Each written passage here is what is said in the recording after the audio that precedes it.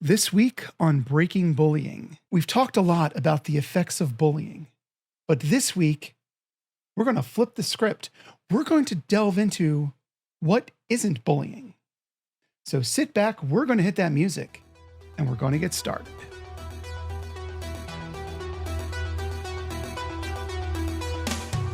Bad things can happen to all of us, but just because something bad happened doesn't mean you were bullied.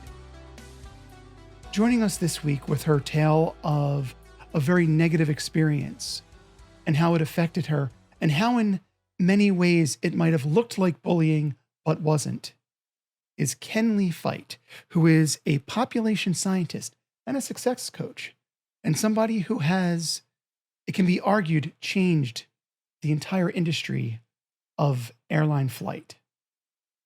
Kenlie, how are you today? I'm doing well. Thank you so much for having me today. And not as an afterthought, also joining us is my co-host, Tim. I feel like I get forgotten about sometimes. Who are you? Kenlie, thanks for coming on our podcast this week. Yeah, thank you. It's my pleasure. Thank you. Kenlie, I work with kids in my school, and I would get moms telling me that, hey, my kid was bullied. This kid called my kid a mean name. And it wasn't bullying. It was just a kid being rude or being just young. But you have a very interesting story that not just happened to you one time, it happened to you twice. Can you go ahead and share us that story? Yes. So it's so interesting. So over a decade ago, and it's so relevant today as well. I was told that I was too fat to fly by Southwest Airlines. And so I had a story go viral because I talked about it on the internet and people were outraged. And it was such a difficult thing that led to a lot of positive change. And it's so interesting. I appreciate the opportunity to really come on and be able to look at it and kind of reflect on it through the lens of what I know now, my experiences, my education, and my work, and really kind of define what that was and really how I moved forward from it in a helpful, will hopefully be a helpful way. So what happened exactly? Well, I was on the fourth part of a connecting flight. Oh God. And my flight was running late. Yeah, it was a long day of travel. And I got to the gate and I was asked to purchase a ticket on the market day, like the value of the ticket that day, to fly home, to just continue the rest of the flight. And when I expressed that I had already been on the flight and I was fine on the last one, I had just jogged to get to the gate, to get there on time. For the next one, I was told I wasn't allowed to get on the plane because of my size. And so I had a very public conversation about private things. I was asked what clothing size I wore, how much I weighed, and I was happy to tell people because I'm still, actually over a decade later, I'm still over 100 pounds lighter than I was prior to that experience. So it was just one of those days when I realized, okay, well, I'm still in a plus size body, and I was just treated differently as a result of that. So this all happened at the gate. This is not inside the plane yet. Right. Yeah, it happened. It happened as I was trying to get on the plane. Yeah. Was it a male or female?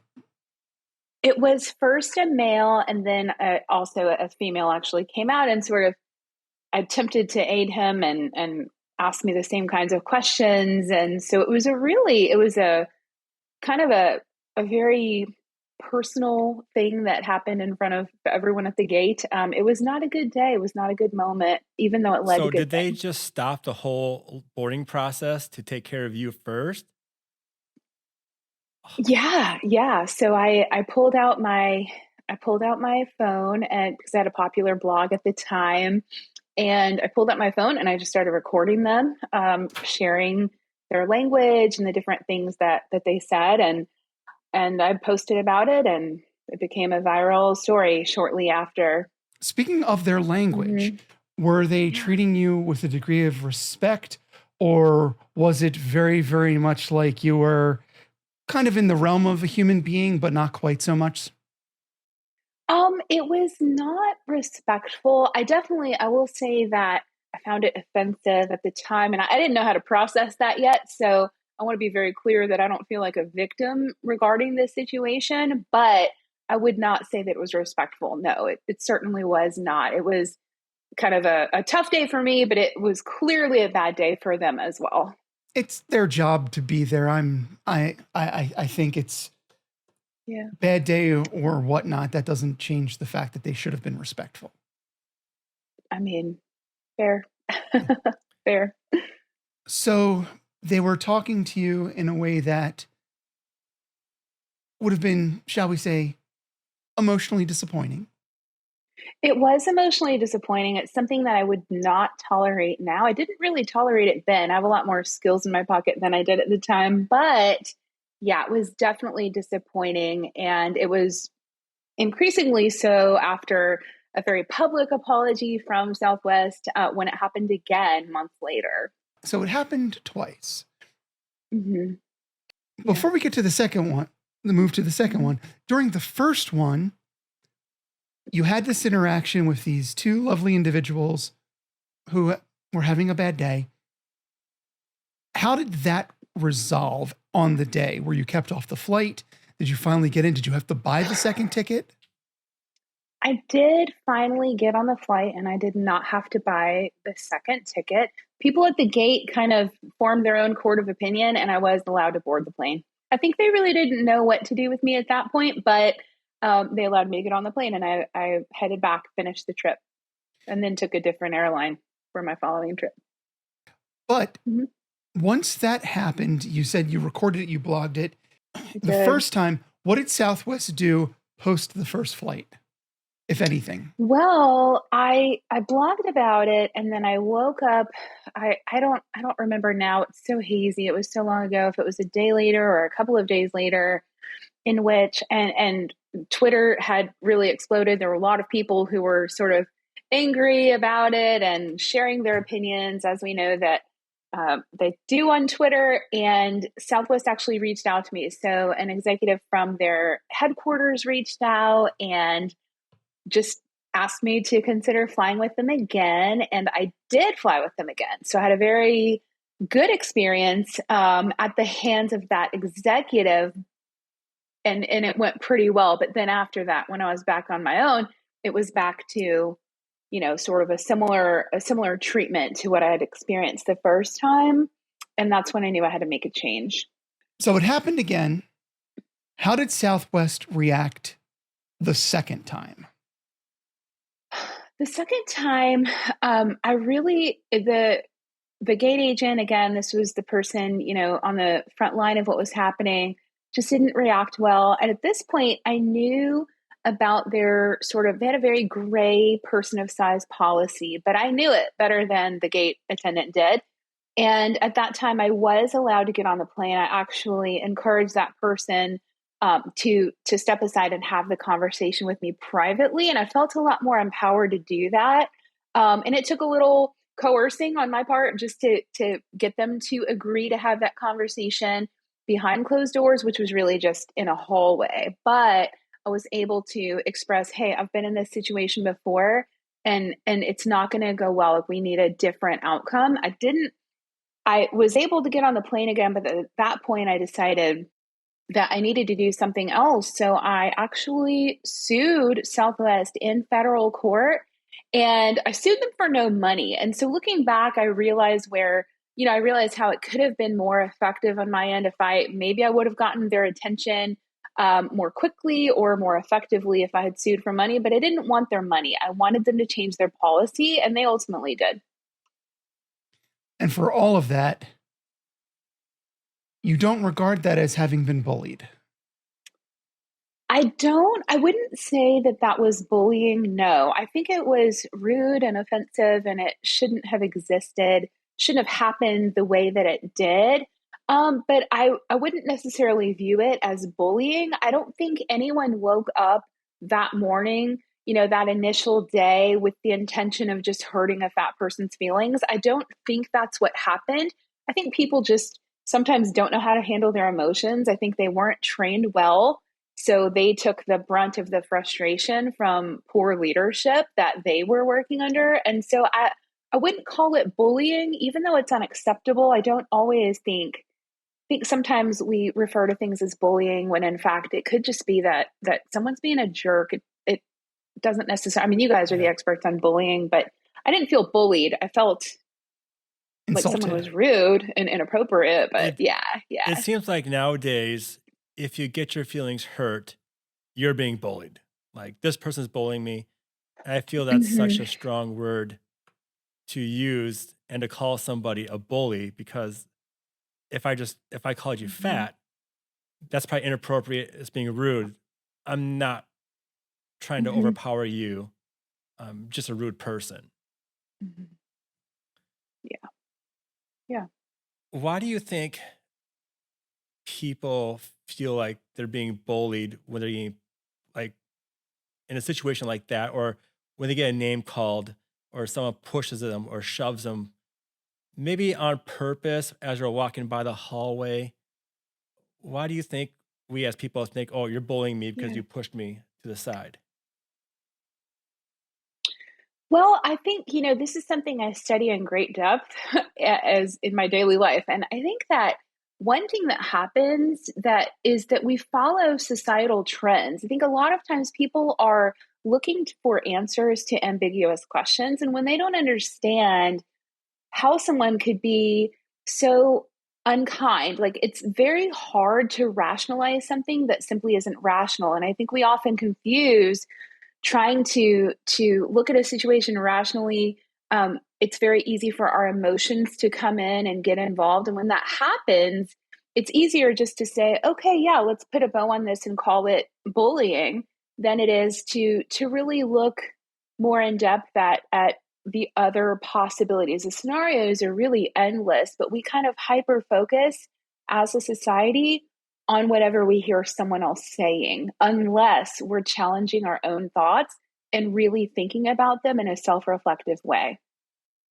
I've talked to people before and they would bring up like their workplace and they're saying, my boss is bullying me Hmm. because my boss believes things should be done this way.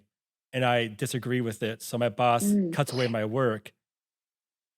And I tell them, that's not bullying. That's your boss being a boss telling you what to do. I'm not sure why you would call that bullying. Yeah, we often have expectations. Everything that we do in life, every choice, every decision we make is based on a perceived outcome. And so if I'm the boss and I have a certain set of expectations, it's my responsibility to communicate them clearly and respectfully, but it's not my job to coddle. Yeah. I mean, it's not, there are going to be times when you have to do things in a way that you may not think is best because you're required to do them as part of your role. But that, I definitely would agree with you, that's not bullying. That's part of adult life.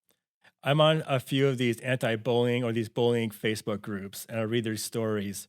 And one caught my attention. This person was saying that their boss is bullying them and their boss should have higher standards when they talk to people. And I didn't comment but I wanted to, but I'm like, don't we all have equal standards? Just because your boss is a boss, but you should also have the same standards as your boss then as treating people. Do you believe that's true? So I think I see where you're going, Tim, and what I would say is that we do all have standards. They're not all equal. So I think it's really important to recognize that when you're in a situation and someone who is in a leadership position and you are working for that person or being directed or supervised by that person, they may not be living up. I mean, I've certainly had bosses who have not lived up to the standard of respect and kindness that I expect from other people. And at that point, I looked for another job. So I think it's really important to recognize that having standards, we all have them. Again, those are expectations, our perceived outcome. But when someone isn't meeting them, it may be that they just have a different value Mhm. system or a different set of ideals. It may just be an opportunity for you to look and kind of figure out what would be a better fit. Does that make sense? Yeah, but would you call that bullying though? Oh, no, no, no. There's a difference between having an expectation of how you're supposed to be treated and the corporate culture or the culture of whatever it is not matching the way you would like to be dealt with. Mhm. Then it becomes Right. decisions on your part whether you want to A, stay and try to cope within the circumstance that it is, or Mhm. B, walk away, or there's always option C, which is stand up for yourself and see what happens. Because sometimes it can work Mhm. in your favor, and sometimes you can Mhm. create a war zone that doesn't benefit anybody, least of all you. Yeah. But we don't all have the same value systems. We all don't pull from the same thing because, just there are so many different pieces of our makeup and they're just not the Yeah. same. Well, we have such different lived experiences that really just create the fabric. So it's great that we're not all the same. I mean, when we're looking at it from a lens of a healthy standpoint, it's fantastic that we're not the same. Tim, I'm sure that on any given day, you and I have experiences that are different, different interactions. People, we might interact with Bruce in a completely different way that's beneficial and that's life-giving. But yeah, I think it really my what I learned from the experience that I was in and what I continue to learn now is that I have to determine what my actions will look like because I'm responsible for those. And I'm responsible to make sure that I'm taking care of myself, that I'm being, that I am living up to the standard I set for myself. And that's something I can control. The rest of it is, I can't control the rest of it. I like that you said that because I feel like in today's society, when we get our feelings hurt, people tend to feel like, well, no, I can be as rude as I want back to you. I'm gonna make a show, and they'll just blow up in your face, even if this other person even made a simplest mistake. For instance, my daughter and I, she's a 21-year-old, she's autistic. We were in McDonald's one day, and this person forgot to put something on their burger. I don't know what it was, but this lady came in just because they messed up her burger. She just chewed out this young high school kid about a burger, and he's like, "Well, do you want to speak to my manager?" And they're like, "No, I don't want to speak to your manager." I feel like people Mm. lose their self control. Like they feel like they have the right to treat you rude, and it's like a never ending circle because that kid handled it well, but you can go on TikTok and watch Karen videos or watch other videos where they'll Mhm. start a fight, then they'll start a fight, and it just keeps going back and forth and it never resolves. Do you think there has been a coarsening of society? I'm so glad that you all are bringing attention to this because I will say that I have a website now and I don't have as many followers on social media as I did when I was just so angry about what happened to me.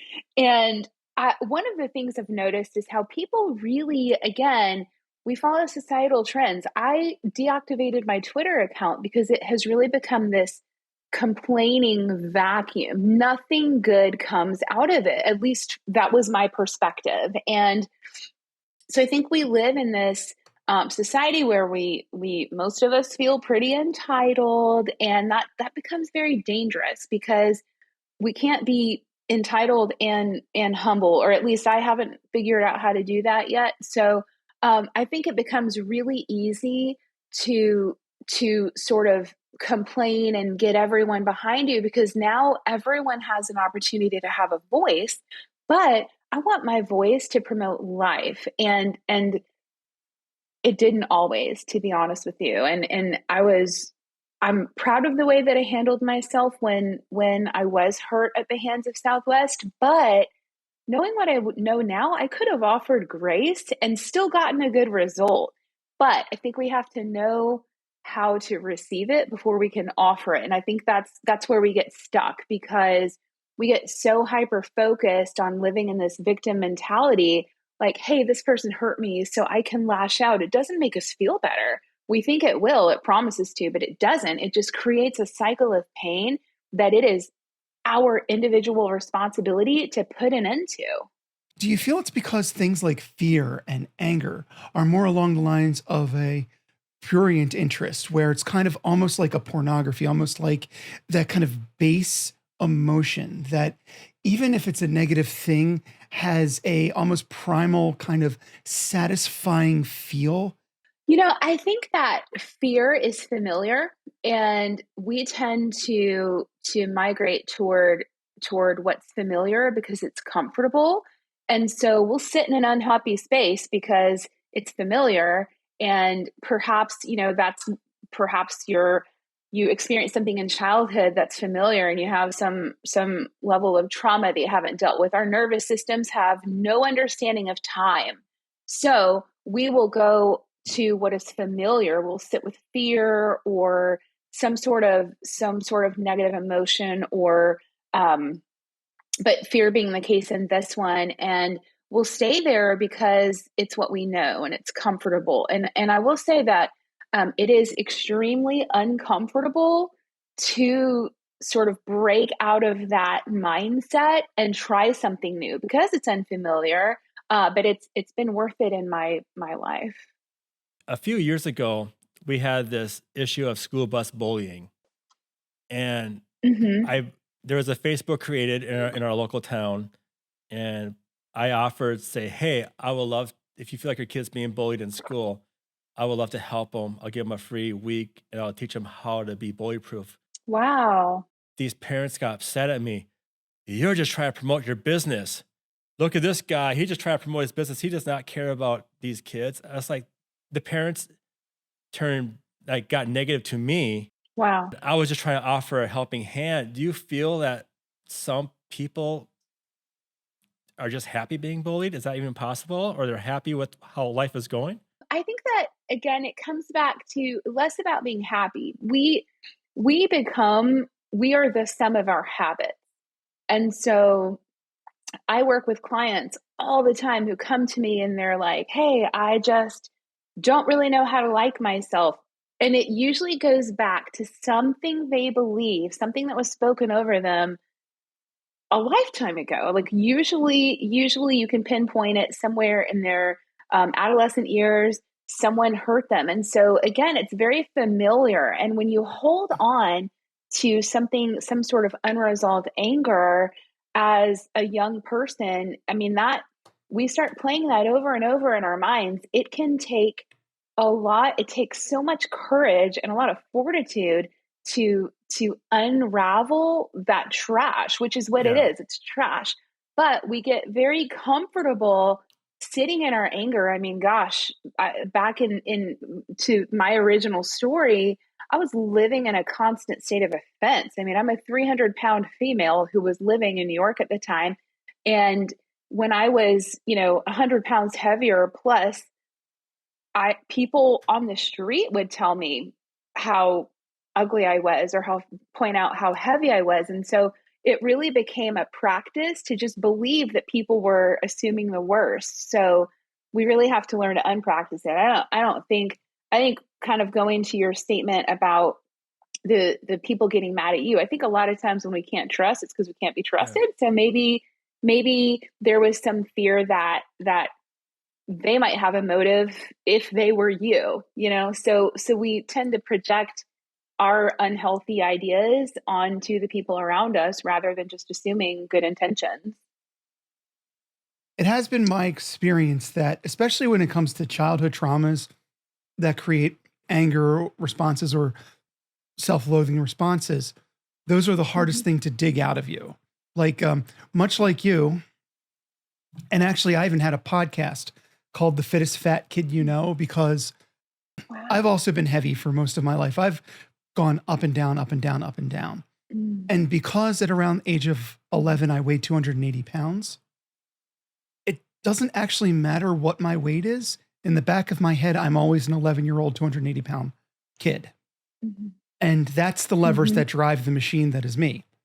Doesn't help that I'm a Yeah. bit more up there right now. But even when I'm this circumstance and being teased and bullied at that point defines me even now to some degree. And there are bits and pieces that I can work on, but I can never fully Mhm. excavated out of my head. I can never get rid of it. Mhm. It's always still present. I don't think we need to get rid of it. I think we need to learn how to leverage it, which is Mhm. what I've done. And so it's not as if no one is ever going to say a negative thing about me again. That's going to happen because we live in a world that's filled with broken, hurting people. So that's going to be a thing. When I recognize that will occasionally happen, it takes the pressure off of me to sort of wait for when it does. And what it does instead is I have refocused myself to understand, okay, I remember a time. I wish I could go back and tell myself, hey, you're valuable, you're enough, your unique gifts are going to serve you really well. You just have to get through this hard time. And that's what I do now with clients all the time. But so I don't want to forget it or forget what that pain felt like. Instead, what I want to do is continue to leverage it, to continue to be able to say, okay, I'm recognizing that something's going on with this person here, and they're not being kind to me. Wow, they probably have an issue. I wonder who hurt them. I wonder how I can help them. And they don't always receive that help, but sometimes they do.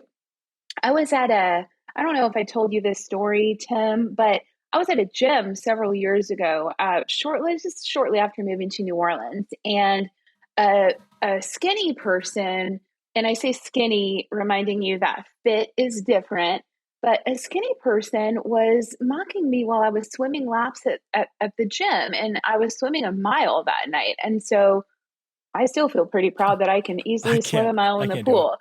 But I was swimming in the pool, and this person who was smaller than me started taking video of me on her phone. And Whoa, that's rude. that, you know, That is yeah, oh, of rude. course it's rude. Well, so here's the thing. Now I know how to approach someone and say, hey, that's rude. And I have a high level of self efficacy, of belief in myself that I can do that.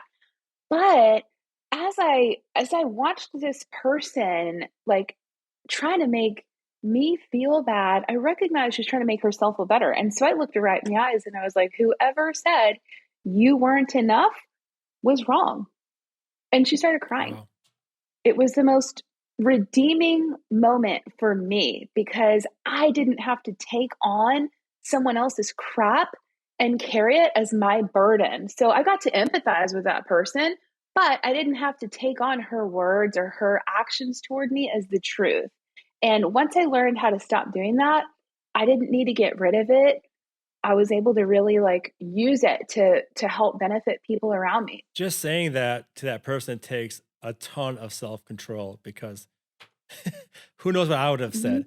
But, but We know what I would do. Yeah, I'm from yeah. Philadelphia and I carry that. So, oh God, I just I also want to say I don't know if this really is the appropriate moment to say this, but I do want to add that a lot of times the things that hurt us the most, kind of speaking to what you were saying a few minutes ago, Bruce, the things that hurt us the most are the things that we believe about ourselves. So if someone says to me, "Hey, Kinley, you're not very smart," I'll like laugh at them. Like, I know I'm smart. I'm not the smartest person, but I'm really smart. I'm highly educated.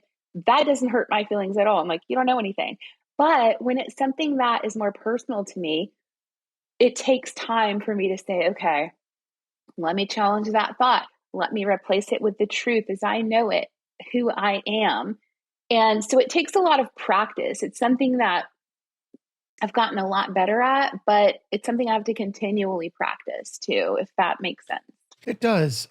For me, and Tim will give his after mine, but for me, I generally speaking don't put much credence in what other people think of me unless I know them and they have earned a degree of the right for their opinion to matter to me.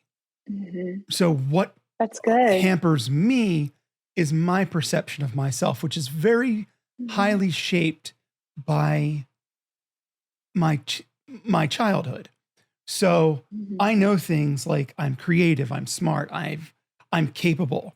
I am probably the most jack of all trades person anybody ever meets. and I can make a lot of things happen. I'm never going to be an expert at anything, which I'm very comfortable with because I can do a ton of things well enough to be very efficient for myself. Mhm. But my perception of my weight is the make or break for me. And it's all internal. Mhm. And I don't care what anyone says about it, but I care how I feel about it. And that's the thing that sits with me, my own internal perceptions of myself. Those are the most painful because those are the ones we can't get away from. And so those are the ones that, I mean, we have to dig the deepest to address. And I think there's so much freedom in that, but I do think it takes a lot of courage to even recognize that. And that's so powerful, so powerful. If I could have a client who could walk into my office with that as their starting point, I mean, they're going to make progress because that is an issue that we have to be able to admit that. And I think it's so hard. We carry a lot of shame when when we're not willing to bring light to something. And so I think it's really good that you can recognize that. That's so helpful. My biggest issue is because I was bullied all throughout school, I turned into this people pleaser. So I always want to do things to make that person happy. And of course, I worked in healthcare for many years. About 20 some years I worked in healthcare. So I was just kind of embedded, you please the people.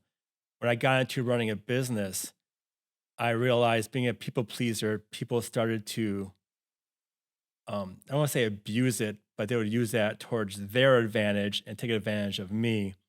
And just like a year or so ago, I started realizing I must stop people pleasing and do what's best for myself.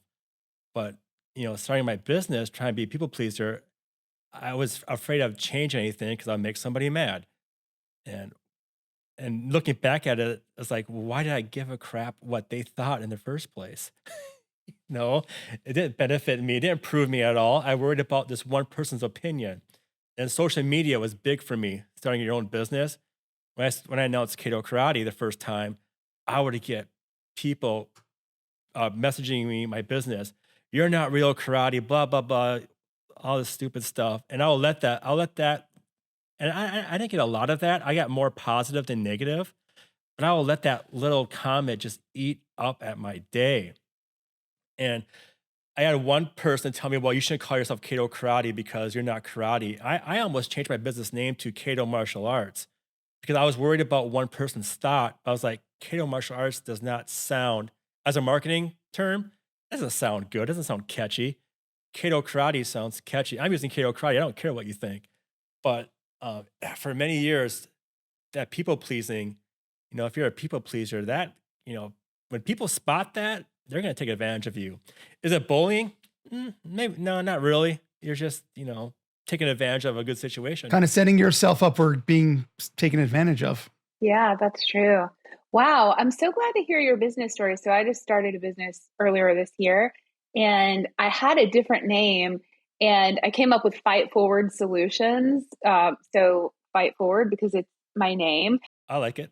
Oh, thank you. Thank you. I thought it was so clever. And there were people who thought it was amazing and people who thought it was cheesy, but I liked it. So I'm going with it and I'm learning how to just take the insecurity and channel it into something honest so that people want to engage and want to interact with me. So hopefully it will continue to work. I like Fight Forward. It's simple. It's catchy. And the primary name of your business is to sit in someone's head. So when they need your service, they remember you. So if you've got a convoluted name that doesn't sit in the brain, it doesn't matter what it is. It's just not going to help you not be homeless.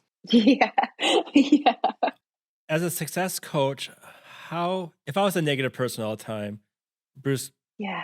didn't answer my text today. I'm pissed off at Bruce or whatever. How do you train somebody? Write a better text. Yeah.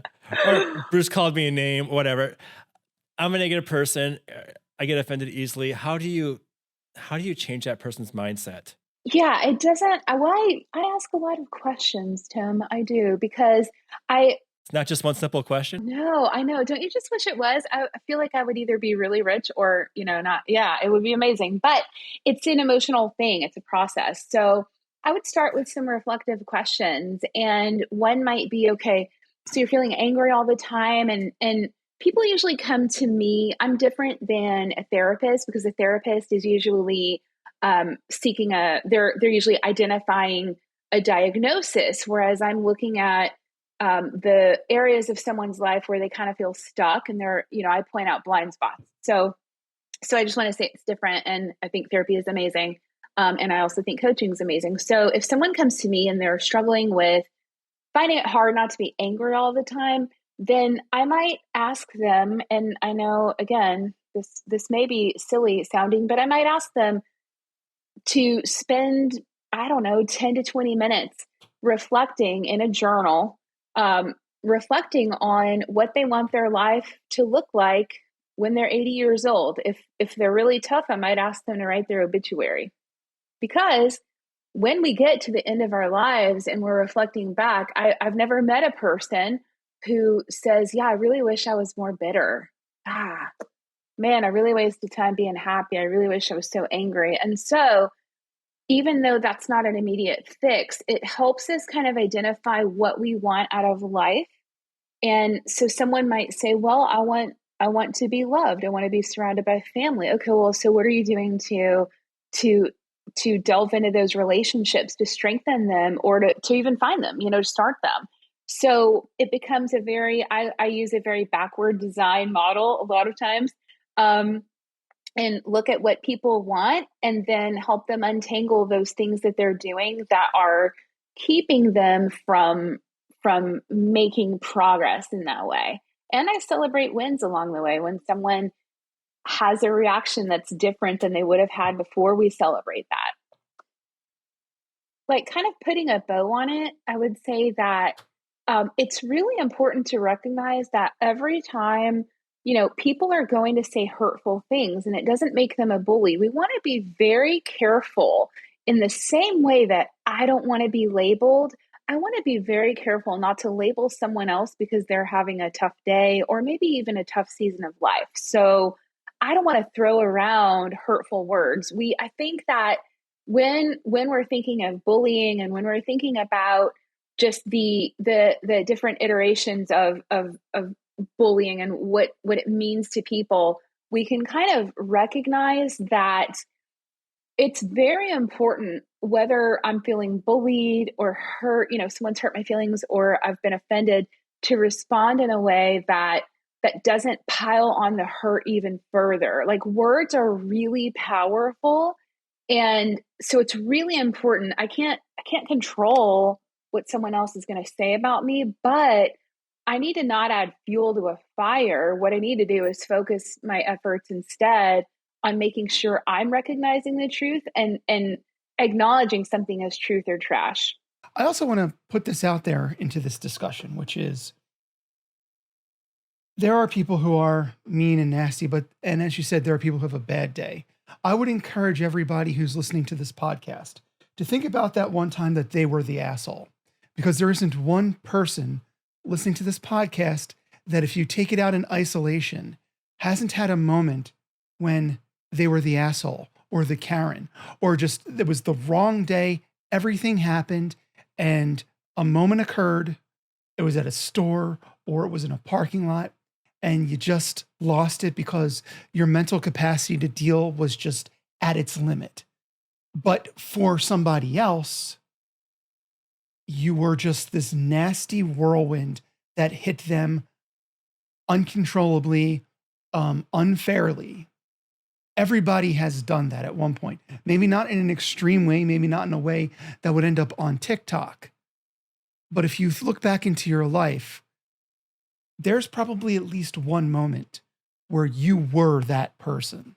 I would say, Bruce, that I was also that person, not to the same degree, but I have been hesitant. I'm going to tell you all this and trust that you hear my whole story. And that is the day that I responded to this person who was hurtful to me. I was favored by the court of opinion and everything, but looking back now, that I was alluding to that before, I wish that I could look at that Southwest gate agent who probably went through at least a short season of sort of a hellacious kind of experience at the hands of my blog readers and my Twitter followers and the media. I mean, I was on every major network talking about this story, and his face was on video, like apologizing to me, countless times around the world. And looking back at that now, I hate that is how it happened. I wish that I had had the tools that I have now, because I would have offered grace to that guy. It still would have been unacceptable. I still would have had conversations. I still would have done everything I could to champion change. And I still would have had a lot of followers like I did at the time. So I could have done that differently. So even though he didn't treat me well that day, I want to say on the record for the first time ever, after talking about this so many times that I can't count, that I'm sorry for the way that I treated him. And if I could look at him today, I would say, you were not nice to me, but I still should have been nicer to you. And I think that's what I meant when I said that it's a lot harder to withhold grace or to withhold forgiveness from someone once you've received it. There are people in the world who have chosen, whom I've hurt over the years, who have chosen very much not to forgive me. And I have to respect that. But for me, again, I can't control that. But living with unforgiveness leads to incredible bitterness. And that's not what I want for my life. So I definitely, what you say resonates a lot, because I have been that person. I should have been kinder too. And that's the thing. Like, we are only responsible for our actions. And so that's how I live my life now. And is it always going to be perfect? Am I always going to get it right? For sure, no. But that's the goal. And my goal, every single client I have, we celebrate progress over perfection every day, because that's the goal. The goal is to be a little bit kinder, a little bit wiser, and to offer more grace than we receive. And honestly, I think that is a perfect note to close this out on. Yeah. Because I just think that says everything.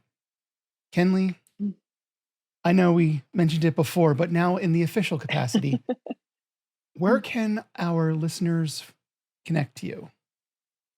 Yeah, they can go to fiteforward.com or look me up on socials at fiteforward, FITE forward.com, or Fite Forward on social media. Thank you, Kenlie, for coming on our podcast this week and sharing us your story and your insights. Thank you so much, Tim. It was such a pleasure to be here with you and Bruce. I appreciate it. Thank you so much. And as for us, there are two ways to get a hold of us. The first is our very own website, which is www.breakingbullying.com. The second is by emailing us. If you have a story of bullying, if there's any questions or comments you happen to have, email us at breakbullyinghere@gmail.com. Now, if you are the victim of bullying, there are online resources to help. The first is the government's very own anti-bullying website, and the address for that is www.stopbullying.gov. Another good resource is www.pacer.org/bullying. Now, if you happen to suffer from dark thoughts, if you have feelings of self-harm, we implore you to stop and reach out for help. You can find help at the National Suicide Hotline. Very simple number to reach them. It's 988. Thank you for listening. On behalf of Tim Flynn, I'm Bruce Naxon. I would say tune in next week, but it's the end of summer and we are going on vacation for a month. So we'll be gone for September, but join us back in October when we will continue this conversation.